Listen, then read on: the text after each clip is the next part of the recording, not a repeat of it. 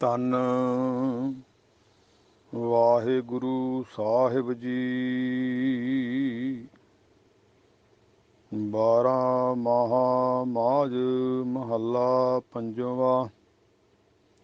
ਘਰ ਚੌਥਾ। ਇੱਕ ਓੰਕਾਰ ਸਤ ਗੁਰ ਪ੍ਰਸਾਦ। ਧੰਨ ਵਾਹਿਗੁਰੂ ਸਾਹਿਬ ਜੀ। ਵਾਹਿਗੁਰੂ ਜੀ ਕਾ ਖਾਲਸਾ, ਵਾਹਿਗੁਰੂ ਜੀ ਕੀ ਫਤਿਹ। ਸਨਮਾਨਯੋਗ ਗੁਰੂ ਪਿਆਰੀ ਸਾਧ ਸੰਗਤ ਜੀਓ, ਅੱਜ ਭਾਦੋਂ ਦਾ ਮਹੀਨਾ ਸ਼ੁਰੂ ਹੋਇਆ। ਨਾਨਕ ਨਾਮ ਲੇਵਾ ਗੁਰਸਿੱਖ ਸੰਗਤਾਂ ਸ਼ੁਕਰਾਨੇ ਵਜੋਂ ਆਪਣੇ ਧਰਮ ਸਥਾਨਾਂ 'ਤੇ ਪਹੁੰਚ ਕਰਕੇ ਗੁਰੂ ਚਰਨਾਂ ਵਿੱਚ ਕਥਾ ਕੀਰਤਨ ਦੁਆਰਾ ਆਪਣੇ ਜੀਵਨ ਨੂੰ ਸੋਹਣਾ ਬਣਾ ਕੇ ਵਾਹਿਗੁਰੂ ਦਾ ਸ਼ੁਕਰਾਨਾ ਕਰ ਰਹੀਆਂ ਹਨ। ਸਤਿਗੁਰਾਂ ਨੇ ਅਗਿਆਨਤਾ ਦੇ ਹਨੇਰੇ ਵਿੱਚੋਂ ਇਸ ਲੋਕਾਈ ਨੂੰ ਬਾਹਰ ਕੱਢਣ ਵਾਸਤੇ, ਜੋ ਕਿ ਸਦੀਆਂ ਤੋਂ ਅਗਿਆਨਤਾ ਦਾ ਹਨੇਰਾ ਛਾਇਆ ਹੋਇਆ ਸੀ ਇਸ ਸੰਸਾਰ ਉੱਤੇ, ਪੰਜਵੇਂ ਨਾਨਕ ਗੁਰਦੇਵ ਗੁਰੂ ਅਰਜਨ ਦੇਵ ਪਾਤਸ਼ਾਹ ਜੀ ਨੂੰ ਬਹੁਤ ਵੱਡਾ ਤਰਸ ਆਇਆ। 12 ਮਾਹਾਂ ਦੀ ਪਾਵਨ ਬਾਣੀ, 12 ਮਹਾ ਮਾਝ ਮਹੱਲਾ ਪੰਜਵਾਂ। ਘਰ ਚੌਥਾ। ਇੱਕ ਓੰਕਾਰ ਸਤ ਗੁਰ ਪ੍ਰਸਾਦ ਦੇ ਸੁਰਲੇਖ ਹੇਠ ਸਾਹਿਬ ਨੇ ਉਚਾਰਨ ਕਰਕੇ ਸਾਡੇ ਜੀਵਾਂ ਦੀ ਕਲਿਆਣ ਵਾਸਤੇ ਸਾਡੇ ਤੇ ਬਹੁਤ ਵੱਡਾ ਤਰਸ ਕੀਤਾ ਹੈ। ਆਪਾਂ 12 ਮਾਹਾਂ ਦੇ ਵਿੱਚੋਂ ਭਾਦੋਂ ਦੇ ਮਹੀਨੇ ਦੀ ਪਾਵਨ ਪਵਿੱਤਰ ਬਾਣੀ ਨੂੰ ਸਰਵਣ ਕਰੀਏ। ਸੰਖੇਪ ਵਿੱਚ ਸਤਿਗੁਰੂ ਜੀ ਦੇ ਚਰਨਾਂ 'ਚ ਅਰਦਾਸ ਕਰਦੇ ਹਾਂ ਕਿ ਸਤਿਗੁਰੂ ਆਪਣੀ ਵਡਿਆਈ ਗੁਰਮਤਿ ਦੀਆਂ ਵਿਚਾਰਾਂ ਕਰਵਾ ਲੈਣ।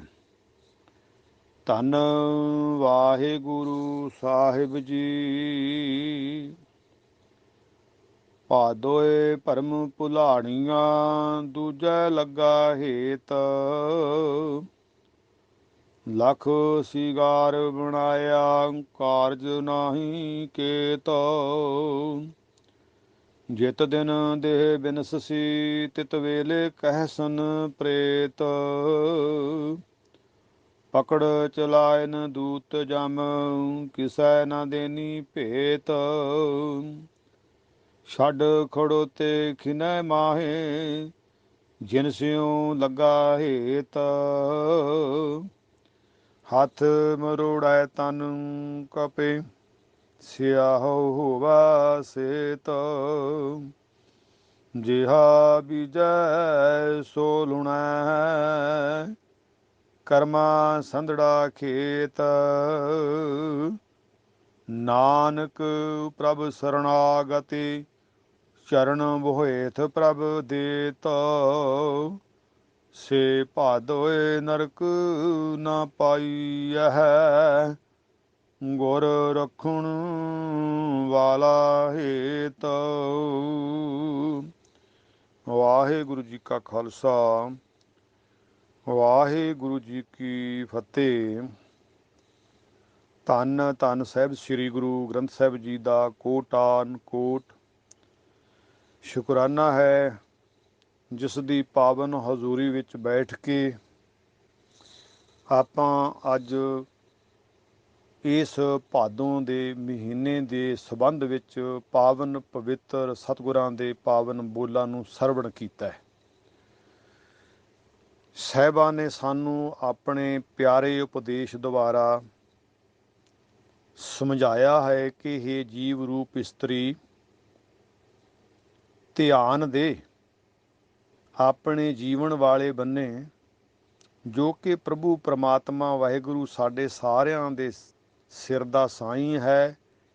ਅਸੀਂ ਜਿਤਨੇ ਵੀ ਜੀਵ ਇਸ ਸੰਸਾਰ ਵਿੱਚ ਪੈਦਾ ਹੋਏ ਹਾਂ, ਅਸੀਂ ਜੀਵ ਰੂਪ ਇਸਤਰੀਆਂ ਹਾਂ ਪਰਮੇਸ਼ਰ ਦੀਆਂ। ਵਾਹਿਗੁਰੂ ਨੇ ਸਾਡੇ ਸਿਰ ਦੇ ਸਾਈਂ ਹੋਣ ਦੇ ਨਾਤੇ ਸਾਨੂੰ ਸਮਝਾਉਣਾ ਕੀਤਾ ਹੈ, ਅਗਿਆਨਤਾ ਦੇ ਹਨੇਰੇ ਚੋਂ ਕੱਢਿਆ ਹੈ। ਗੁਰੂ ਕਿਰਪਾ ਕਰੇ ਸਾਡੀ ਇਸ ਜੀਵਾਂ ਦੀ ਕਲਿਆਣ ਹੋ ਸਕੇ ਇਸ ਉਪਦੇਸ਼ ਦੇ ਦੁਆਰਾ।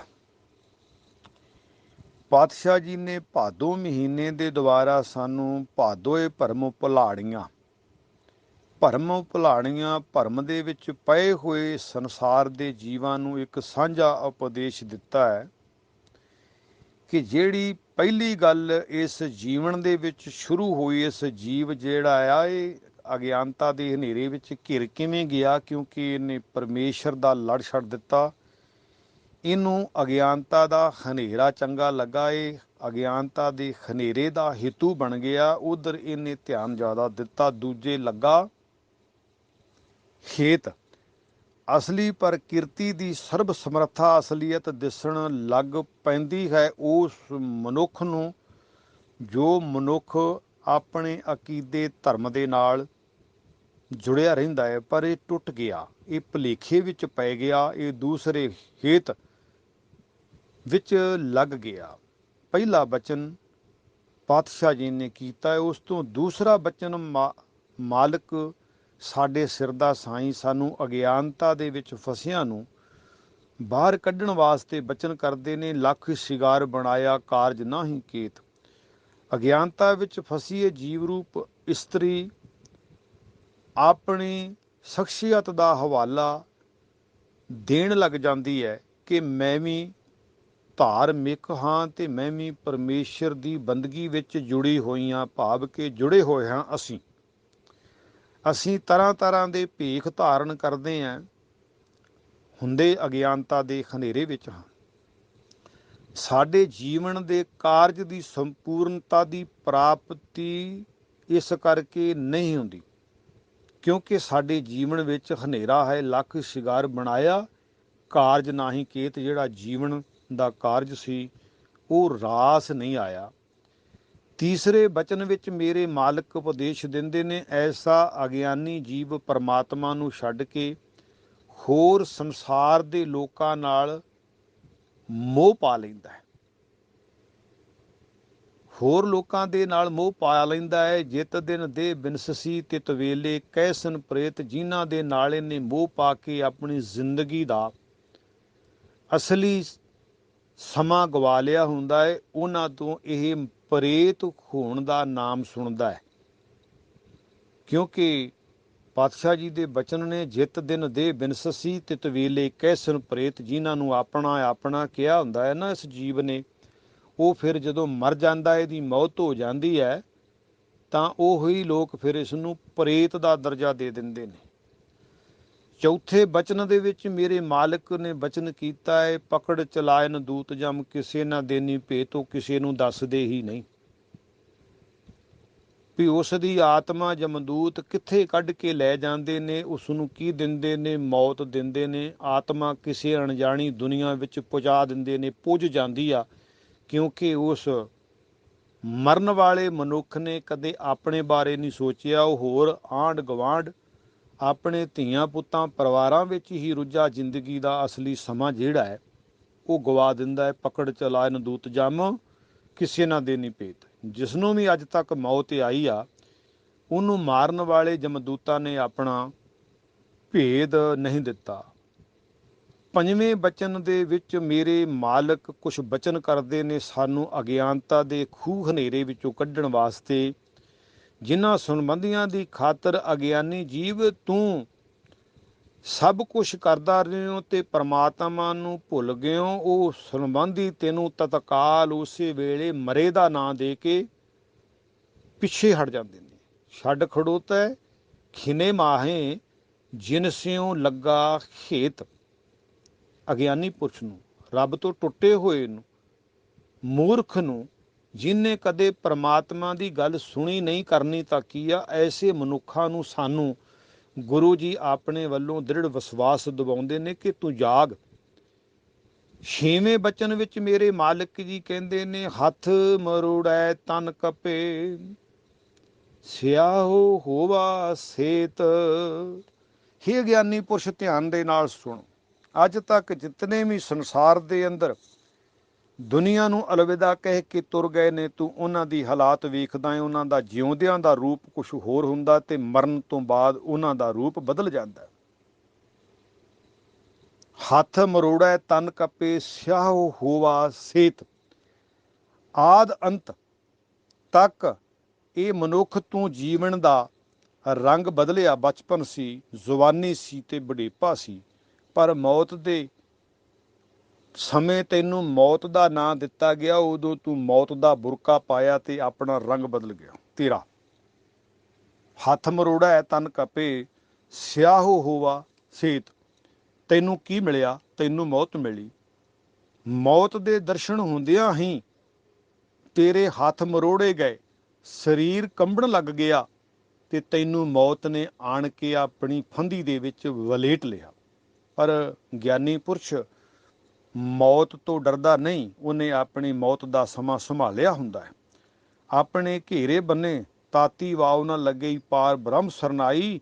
ਚੌਗਿਰਦ ਹਮਾਰੇ ਰਾਮਕਾਰ ਦੁੱਖ ਲੱਗੇ। ਨਾ ਭਾਈ ਉਹਨੂੰ ਮੌਤ ਵਰਗਾ ਦੁੱਖ ਨਾ ਡਰਾਉਂਦਾ ਤੇ ਨਾ ਪਾਉਂਦਾ।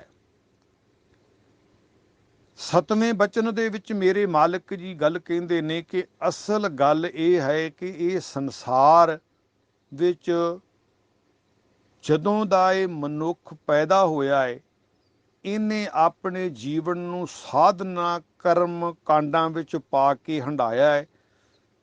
ਸੱਚੇ ਰੱਬ ਦੀ ਇਬਾਦਤ ਬੰਦਗੀ ਨਹੀਂ ਕੀਤੀ। ਇਹਨੇ ਟੂਣੇ ਕੀਤੇ, ਇਹਨੇ ਵਰਤ ਰੱਖੇ, ਇਹਨੇ ਤਰ੍ਹਾਂ ਤਰ੍ਹਾਂ ਦੇ ਲੱਛਣ ਕੀਤੇ।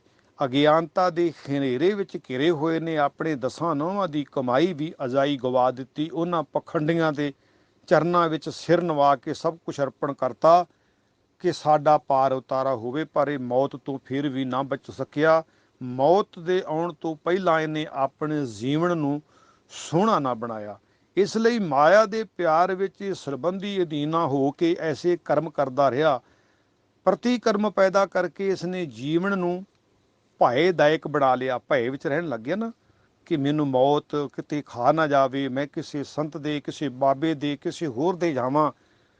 ਪਰ ਇਹਨੇ ਕਦੇ ਨਹੀਂ ਸੋਚਿਆ ਕਿ ਜਿਨ੍ਹਾਂ ਦੇ ਦਰ ਤੇ ਮੈਂ ਜਾਣਾ ਇਸ ਮੌਤ ਦਾ ਉਪਰਾਲਾ ਕਰਨ ਵਾਸਤੇ, ਉਹਨਾਂ ਨੂੰ ਤਾਂ ਮੌਤ ਖੁਦ ਆ ਜਾਣੀ ਹੈ। ਮੇਰੇ ਮਾਲਕ ਪਾਤਸ਼ਾਹ ਜੀ 8ਵੇਂ ਬਚਨ ਦੇ ਵਿੱਚ ਕਰਦੇ ਨੇ, ਜੋ ਜੀਵ ਰੂਪ ਇਸਤਰੀਆਂ ਪ੍ਰਭੂ ਦੀ ਸ਼ਰਨ ਵਿੱਚ ਆ ਜਾਂਦੀਆਂ ਨੇ, ਉਹ ਪ੍ਰਕਿਰਤੀ ਸੰਬੰਧੀਆਂ ਦੇ ਪਖੰਡ ਦੀ ਸ਼ਰਨ ਨਹੀਂ ਲੈਂਦੀਆਂ। ਜਿਹੜੇ ਰੱਬ ਨਾਲ ਟੁੱਟੇ ਨੇ ਉਹਨਾਂ ਦੇ ਨਾਲ ਸੰਬੰਧ ਨਹੀਂ ਬਣਾਉਂਦੀਆਂ। ਉਹ ਅਗਿਆਨਤਾ ਵਿੱਚੋਂ ਨਿਕਲ ਜਾਂਦੀਆਂ ਹਨ। ਉਹਨਾਂ ਨੂੰ ਐਸਾ ਸਾਧਨ ਬੋਹੇਥ ਜਹਾਜ਼ ਰੂਪ ਪ੍ਰਾਪਤ ਹੋ ਜਾਂਦਾ ਹੈ, ਜਿਸ ਰਾਹੀਂ ਉਹ ਜੀਵਨ ਆਧਾਰਿਤ ਸੰਪੂਰਨਤਾ ਨੂੰ ਪ੍ਰਾਪਤ ਕਰ ਲੈਂਦੀਆਂ ਹਨ। ਨਾਨਕ ਪ੍ਰਭ ਸਰਨਾਗਤੀ ਚਰਨ ਬੋਹੇਥ ਪ੍ਰਭ ਦੇਤ।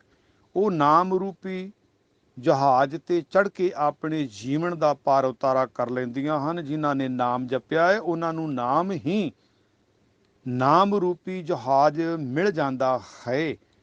ਮੇਰੇ ਮਾਲਕ ਸਤਿਗੁਰੂ ਜੀ 9ਵੇਂ ਬਚਨ ਦੇ ਵਿੱਚ ਉਪਦੇਸ਼ ਦਿੰਦੇ ਨੇ, ਹੇ ਭਾਈ, ਜੇ ਤੁਸਾਂ ਉਸ ਪਾਰ ਬ੍ਰਹਮ ਪਰਮੇਸ਼ਰ ਵਾਹਿਗੁਰੂ ਦੇ ਚਰਨਾਂ ਵਿੱਚ ਪਹੁੰਚਣਾ ਹੈ ਤੇ ਜਿਹੜਾ ਜੀਵਨ ਤੁਸੀਂ ਅਗਿਆਨਤਾ ਦੇ ਹਨੇਰੇ ਵਿੱਚ ਘਿਰ ਕੇ ਆਪਣਾ ਜੀਵਨ ਨਰਕ ਬਣਾ ਲਿਆ ਹੈ ਨਾ, ਇਸ ਚੱਕਰ ਦੇ ਵਿੱਚੋਂ ਤੁਸੀਂ ਨਿਕਲ ਸਕਦੇ ਜੇ ਸੇ ਭਾਦੋਏ ਨਰਕ ਨਾ ਪਾਈਐ ਹੈ, ਗੁਰ ਰੱਖਣ ਵਾਲਾ ਹੇਤ। ਮੇਰੇ ਪਾਤਸ਼ਾਹ ਜੀ ਦੇ ਪਾਵਨ ਬੋਲ ਨੇ, ਉਹ ਜੀਵ ਰੂਪ ਪਰਮੇਸ਼ਰ ਜਿਹੜੇ ਆਪਣੇ ਜੀਵਨ ਦੇ ਅੰਦਰ ਨਾਮ ਦੀ ਦਾਤ ਨੂੰ ਪ੍ਰਾਪਤ ਕਰਕੇ ਸਿਮਰਨ ਦੇ ਵਿੱਚ ਜੁੜਦੇ ਨੇ, ਸਿਮਰਨ ਵਾਲੇ ਸਾਧੂਆਂ ਦਾ ਸੰਗ ਕਰਦੇ ਨੇ, ਆਪਣੇ ਗੁਰੂ ਦੇਵ ਦੇ ਚਰਨਾਂ ਦੇ ਨਾਲ ਸੁਰਤ ਕਰਕੇ ਮਨ ਕਰਕੇ ਜੁੜਦੇ ਨੇ, ਉਹ ਮਨੁੱਖ ਪਰਮਾਤਮਾ ਦੇ ਦਰ ਤੇ ਪਰਵਾਣੇ ਜਾਂਦੇ ਨੇ, ਜਿਹੜੇ ਕੇਵਲ ਤੇ ਕੇਵਲ ਪਰਮਾਤਮਾ ਵਾਹਿਗੁਰੂ ਦੇ ਨਾਲ ਹੀ ਹੇਤ ਕਰਦੇ ਨੇ। ਤੇ ਜਿਹੜੇ ਸੰਸਾਰ ਨਾਲ ਹਿਤ ਕਰਦੇ ਨੇ ਉਹ ਸੁਣਦੇ ਆਏ, ਭਾਦੋ ਭਰਮ ਭੁਲਾੜੀਆਂ ਦੂਜੇ ਲੱਗਾ ਹੇਤ। ਪਹਿਲੀ ਪੰਗਤੀ ਦੇ ਵਿੱਚ ਸਤਿਗੁਰਾਂ ਨੇ ਆਖਿਆ ਉਹ ਭੁੱਲੜ ਲੋਕ ਨੇ, ਉਹ ਜੀਵ ਰੂਪ ਇਸਤਰੀਆਂ ਭੁੱਲੀਆਂ ਹੋਈਆਂ ਐ, ਰਾਹ ਤੋਂ ਕਰਾਹੇ ਪੈ ਗਈਆਂ ਨੇ, ਜਿਹੜੀਆਂ ਵਾਹਿਗੁਰੂ ਨੂੰ ਛੱਡ ਕੇ ਕਿਸੇ ਹੋਰ ਨੂੰ ਹੀ ਪੂਜੀ ਜਾਂਦੀਆਂ ਨੇ ਤੇ ਪ੍ਰਮਾਤਮਾ ਦਾ ਨਾਮ ਨਹੀਂ ਜਪਦੀਆਂ। ਆਖਰੀ ਬਚਨ ਵਿੱਚ ਮੇਰੇ ਸਤਿਗੁਰਾਂ ਨੇ ਸਾਨੂੰ ਉਪਦੇਸ਼ ਦਿੱਤਾ ਏ, ਉਹ ਜੀਵ ਰੂਪ ਇਸਤਰੀਆਂ, ਇਹ ਜੀਵ ਕਦੇ ਵੀ ਨਰਕ ਵਿੱਚ ਨਹੀਂ ਜਾਂਦਾ, ਉਹਨਾਂ ਨੂੰ ਵਾਹਿਗੁਰੂ ਪੈਣ ਨਹੀਂ ਦਿੰਦਾ। ਉਹਨਾਂ ਨੂੰ ਨਾਨਕ ਨਾਮ ਜਹਾਜ਼ ਦੇ ਉੱਤੇ ਬਿਠਾ ਕੇ ਸੱਚਖੰਡ ਦਰਗਾਹ ਪਰਮੇਸ਼ਰ ਆਪਣੇ ਚਰਨਾਂ ਵਿੱਚ, ਜਿਉਂ ਜਲ ਮੈਂ ਜਲ ਆਏ ਖਟਾਨਾ, ਤਿਉਂ ਜੋਤੀ ਸੰਗ ਜੋਤ ਸਮਾਨਾ। ਹਰ ਕਾ ਸੇਵਕ ਸੋ ਹਰ ਹੀ ਜੇਹਾ, ਭੇਦ ਨਾ ਜਾਣੋ ਮਾਨਸ ਦੇਹਾ। ਜਿਨ੍ਹਾਂ ਨੇ ਵਾਹਿਗੁਰੂ ਨਾਲ ਹਿੱਤ ਕੀਤਾ, ਪਰਮਾਤਮਾ ਦੀ ਬੰਦਗੀ ਕੀਤੀ, ਉਹਨਾਂ ਨੂੰ ਵਾਹਿਗੁਰੂ ਨੇ ਆਪਣੇ ਚਰਨਾਂ ਵਿੱਚ ਨਿਵਾਸ ਦਿੱਤਾ। ਉਹ ਅਗਿਆਨਤਾ ਦੇ ਹਨੇਰੇ ਚੋਂ ਬਾਹਰ ਨਿਕਲੇ। ਆਓ ਆਪਾਂ ਵੀ ਅੱਜ ਭਾਦੋਂ ਦੇ ਮਹੀਨੇ ਦੀ ਇਸ ਵਿਚਾਰ ਨੂੰ ਆਪਣੇ ਜੀਵਨ ਵਿੱਚ ਕਰੀਏ, ਧਾਰਨ ਕਰੀਏ, ਗੁਰੂ ਦੇ ਚਰਨਾਂ ਨਾਲ ਜੁੜ ਜਾਈਏ। ਕਿਤੇ ਅਸੀਂ ਤਾਂ ਨਹੀਂ ਅਗਿਆਨਤਾ ਦੇ ਹਨੇਰੇ ਵਿੱਚ ਘਿਰੇ ਹੋਏ ਬਾਹਰਲੀ ਤਲ ਤੋਂ ਅਸੀਂ ਆਪਣੇ ਸੋਹਣੇ ਲਿਬਾਸ ਕਰਦੇ ਹਾਂ।